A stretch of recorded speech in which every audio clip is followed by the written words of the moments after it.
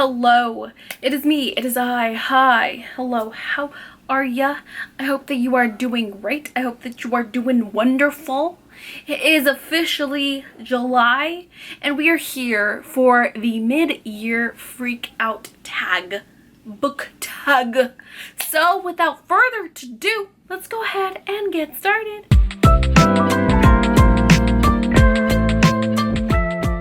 Hi, if you don't know me, my name is Wendy, also known as the Geek Goddess here on YouTube, and I make videos about books and stuff. So far, just books. Today, we're going to be doing the mid-year freakout tag. This was a tag that, I don't know who created this book tag, but I've been seeing it all over the place. If I can find whoever created the tag, I will let you know, but the questions where I see the questions, they don't have like the creator attached to it, so I'm not sure who created this tag, but I will be sure to give them credit if I can find the original source of who created this mid-year freakout tag. So there is a set of 13 different questions. Let's go ahead and get started with this reading tag. So question number 1 is best book that you've read so far in 2024, and that is going to be, I grabbed the wrong one, that is going to be Still Beating by Jennifer Hartman. So this is a more recent read. Damn, it just hit me back. Anyways, this is a recent read, but in this story we are basically following two different characters. We are following Dean and Cora, and Dean and Cora basically cannot stand each other. Dean is Cora's sister's fiance, I hope that makes sense, and they can't stand each other. They haven't been able to stand each other for the past 10 or so years, and they've always played like pranks on each other. And then one night Cora is out at a bar and she needs to be rescued, so she calls her sister to pick her up. Her sister doesn't pick up, so she has no choice but to call Dean because nobody's answering her, and he comes and picks her up, and they end up getting kidnapped and chained together and basically forced to do these like horrible acts until they fall in love, and they get kidnapped by this serial unaliver called the Matchmaker, where he basically takes two victims and he forces them to do all these acts until they fall in love, and then he'll kill one in front of the other. But it's so much more than that. This is a survival story. This is just a story about trauma. There's so much to the story. Like, I laughed, I cried so much during this book. Please search up trigger warnings because this is a dark romance. It's messed up. The things that happen in this book are so messed up, but this book was just an overall just beautiful read. And there's just like, to the point where there's just lines in here that I literally just want to get tattooed on me. So I was obsessed with this book. Still love this book so much. I actually picked it as my book club pick, so I'm probably going to end up rereading it. Best sequel that I've read in 2024. So for this one, I have the physical book, but I am not going to get it out because it's in a box set, and to put that biatch back into my box set and force it in there is so hard. It's so hard, like it doesn't want to go in. And that is going to be A Court of Wings and Ruin by Sarah J. Maas. This is a book 3 in the ACOTAR series. So you may have heard of the ACOTAR series. Okay, we're following our main character. Her name is Feyre. This is basically a Beauty and the Beast retelling. And Feyre basically goes, she has a horrible family, you know, but she takes care of them. She takes care of them. They don't have much. At least they don't anymore, but they used to. And she ends up unaliving a wolf that is actually a fairy. So in return, as payment, this big fae lord ends up grabbing her, and he's like, hey, you killed one of my people, so in return I'm going to take you to my kingdom and you have to live out your punishment by spending the rest of your days, your human days, with me. And so that is what Feyre does, and it is a romance, but then it evolves into so much more than that as you get deeper and deeper into the series. Book 2 tends to be the most popular. A Court of Mist and Fury tends to be the most popular, which I can see because the romance really blossoms in that story, and it is pretty much a Persephone and Hades retelling, like, let's be honest. But book 3 has the perfect balance of, yeah, it has romance in there, but it has so much action and like high fantasy, like high stakes, super, like, I was obsessed with book 3, okay? Book 2 was great, fine and dandy, but book 3 is the best in the series to me. By far the best in the series. I might be in the minority here, but yes, I like the romance in ACOTAR, but I lived for the fight scenes, okay? Give me a good romance, great, fantastic. Give me a good fight scene, and I will much prefer to read that over the romance. I like romantic subplots, but if the main plot is like shiz, it's going down, I'm gonna take that. I'm gonna take that. So that's going to be the best sequel that I've read so far this year. Question number 3 is new release that you haven't yet read yet, but you want to. And that is going to be one that I'm actually planning on reading this month in July for my birthday. And that is When the Moon Hatched by Sarah J. Parker. And this one is a national bestseller. The only reason why I want to read it so bad is because this is one of those books that, like what happened to Fourth Wing, where like it was self-published and then all of a sudden it like blew out of proportion and then it became mass market published so quickly and rapidly. That's what happened to this baby right here, and it's getting like the same sort of like hype. We have a main character who is apparently even more badass than Violet, supposedly, from what I've heard, and there's also dragons in this. However, there is no spice as far as I know, but it is a adult fantasy, and that's all I need to know, and I'm hella excited for this. Even though she is a chonker, I want to read this in July, preferably when my fiance is going to be out of town for like a whole week, and during that whole week I obviously don't have much to do, so I might just like sit around and rot and just read for a whole week. I mean, I have, you know what I mean? So most anticipated release for the second half of the year. This one also comes out in July, and I really do want to read this. I'm going to try and get to it in July. I don't know if I'm going to be able to, but it is called How to Be a Good Villain by Jamie Dalton. Nobody's really talking about this book, and I don't know why, because the synopsis sounds so good. I am a huge fan of like villain origin stories, stabby female MCs, female MC unalivers. I love that. I'm all for that. And in this one we are following our main character named Lilith, and Lilith is a villain, okay? She's a villain, and one of the things that she really wants to do is sort of like seduce and kind of manipulate this prince into doing her bidding. And the reason and the way that she's going to do that, or going about that, is pretending to be a maid for this prince and then basically making him fall in love with her. But while she's doing that, she is little by little also starting to fall in love with him, to the point where Lilith can't decide if she wants to get rid of her wicked ways, or if she's going to move the prince to the dark side, because the prince apparently has some secrets as well. It's like so good. Fantasy romance with a villainous main MC female who seems stabby. I think this is going to be a great time. Okay, so biggest disappointment was probably, I believe it's last month that I read this, and that is going to be Out There Screaming, edited by Jordan Peele. This is a anthology of new black horror, and it is a mixture of different authors, and of course it was overall edited by Jordan Peele. So I had such high hopes for this.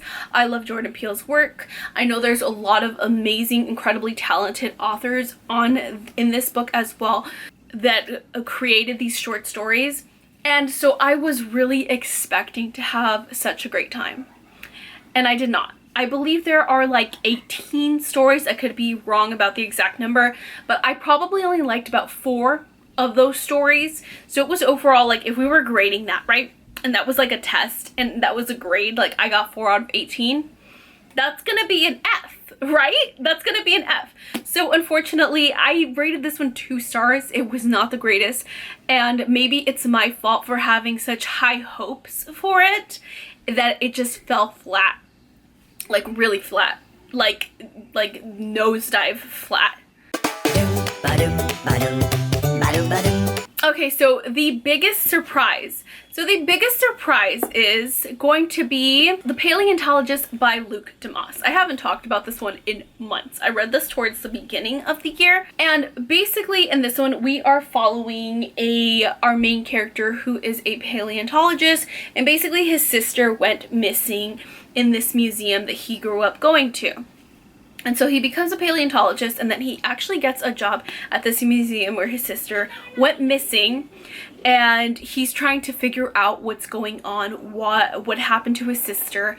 And apparently there's something going on with this museum because at night the dinosaurs actually come to life. And so it is a horror slash thriller sort of mixture there. There's some mystery elements to it, and I really enjoyed this book. This was a book that I read for one of my reading vlogs, where like I blindly pick out books at Barnes & Noble without knowing the synopsis, without looking at the Goodreads. But I'm shocked that I like this one, because when I looked up the Goodreads reviews, this has like a 3.6.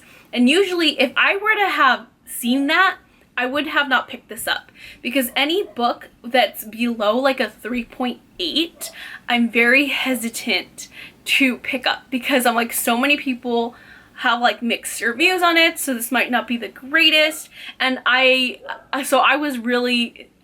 the fact that I really enjoyed this, I think I give this like a 4 or 4.5.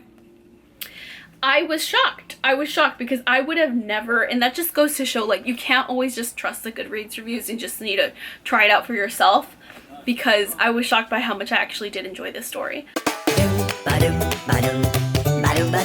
Favorite new author, debut or new to you author. So for this one, I think the only author that I read multiple books of this year that was like new to me and that I actually really enjoyed is probably going to be Frida McFadden. Okay, I just came out with a reading vlog where I basically read some of Frida McFadden's most popular books and decide if she's worth the read or not. I read a total of 5 of her books, and for the most part, I really enjoyed them. There was only 2 out of the 5 that were like 3 stars, so still not terrible, but not the greatest. And then she actually had 2 5 stars and 1 4 star, so I'll link that below too in case you guys wanted to check that out. But Frida McFadden is probably going to be it. She is a thriller author. She writes a lot of thrillers, and she knows how to create anticipation. She knows how to create fast-paced reads that you just like want to breeze through it. Like literally, this was the book club choice for last month for my in real life book club that I have with like my friends and family. And this literally, like, even a couple of the girls were like, I literally sat there and I read the whole thing. So I probably have to say Frida McFadden. Like, now everything that Frida McFadden writes that's new, I'm probably going to pick up. Newest fictional crush. Okay, so going back to ACOTAR, right? Because I just read the series this year. I had read the first book, but I hadn't read the rest of the series. I have a whole vlog for that too if you guys want to check that out. I have to say Reese.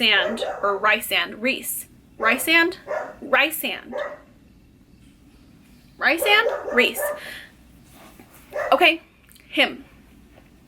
Because why not? Because he's literally like perfect. I don't know what else to say. That's it. End of story. That's it. Moving on. Newest favorite character. So I was gonna say Feyre, but I don't want to keep going back to ACOTAR so much. So I'm probably going to be going with the book that I'm currently reading, and I'm loving the main character in this one, and that is going to be Sea of Ruin by Pam Godwin. The main character's name is Bennett. She is a badass female pirate, okay? And she gives no shiznits what men think of her. She is beyond her time, okay? You know how women were thought of during that time? She's like, yeah, that's not gonna happen. That's not my life. And she takes her future into her own hands, her destiny into her own hands, and she's badass. Like, I absolutely love her. So I'm gonna have to go with Bennett from Sea of Ruin. So book that made you cry. I didn't want to do any repeats. So I'm going to go with a different book that made me cry, even though Still Beating and a lot of the ACOTAR books made me bawl, like a bawl. I was bawling. But for this one, I'm probably gonna have to go with Trust of the Emerald Sea by Brandon Sanderson. This book made me cry because it was so freaking adorable. I just thought it was so cute. And in this one, we are basically following our main character, Tress, and Tress lives in this like little rocky island, and then that's surrounded basically by this emerald sea. And this sea is not like human, like regular human seas like that we have here. The seas have like spores, and if you were to touch them, they could quite possibly kill you. But Tress is not afraid of that, okay? And they end up taking the boy that she loves, who is a noble person, and she goes on this epic adventure with like pirates to try and rescue the boy that she loves. This book was adorable. Even though it is adult fantasy, it does read as like a children's fairy tale, and I had a great time reading this, and I felt very almost like nostalgic, like listening to fairy tales but as an adult. And the whole ending just wrapped up so beautifully that I literally cried my eyes out.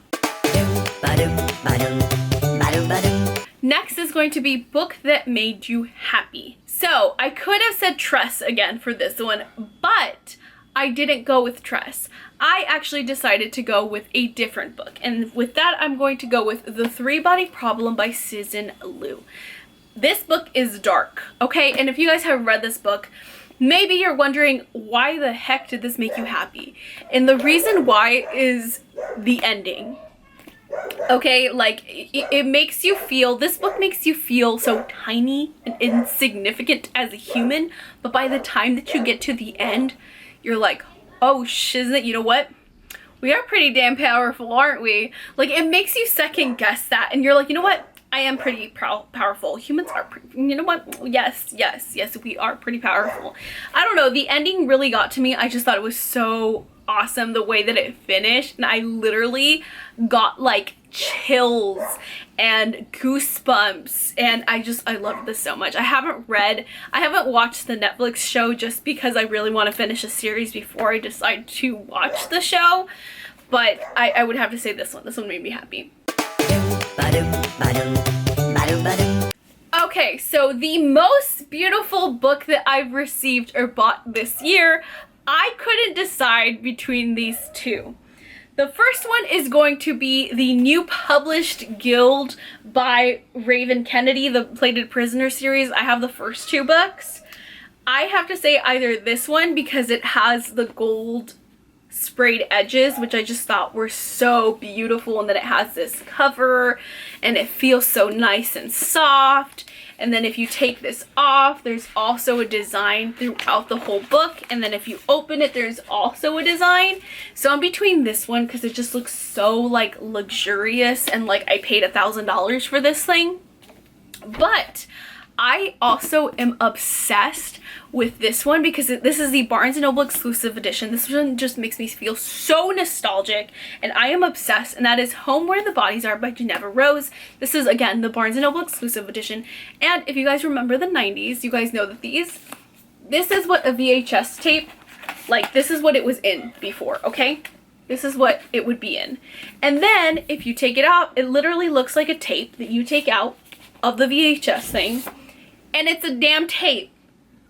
Is that not like the coolest thing ever?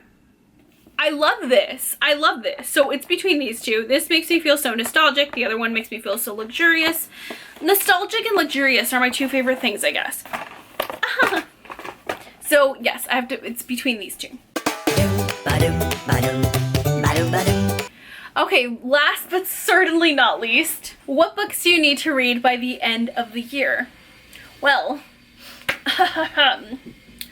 I have a list here because if you guys have been watching me, you guys know that I made a list for 24 books that I want to read in 2024. And so far, I have only read 7 of them. 7 of the 24. So I'm very behind on this, and I definitely need to catch up. So the books that I still need to read this year is The Invisible Life of Addie LaRue, The Atlas Six by Olivia Blake, The Final Empire by Brandon Sanderson, Zodiac Academy, which I plan on reading this month, Assassin's Apprentice by Robin Hobb, The Dead Romantics by Ashley Poston, Empire the Vampire by Jay Kristoff, The Stardust Thief by Chelsea Abdullah, Babel by R.F. Kuang, which I plan on reading next month, Assistant to the Villain by Hannah Nicole, Ashes and the Star-Cursed King by Carissa Broadbent, A River Enchanted by Rebecca Ross, The Whispering Dead by Darcy Coates, Promised in Fire by Jasmine Walt, The Will of the Many, I forgot the author, but I'll put it here, Dark Forest by Susan Liu, which is book 2 to The Three Body Problem, and Stolen Tongues by Felix Blackwell. So that is the completed list of the books that I still need to get to. So as you can see, I'm very behind. Anyways, guys, that is it. I hope you guys enjoyed this video as much as I enjoyed making it. Thank you guys so much for watching, and if you haven't yet, please hit that subscribe button and turn on that notification bell to be notified when I post. Anyways, you guys have a great and amazing July, and yes, and I'll see you in the next video. Bye!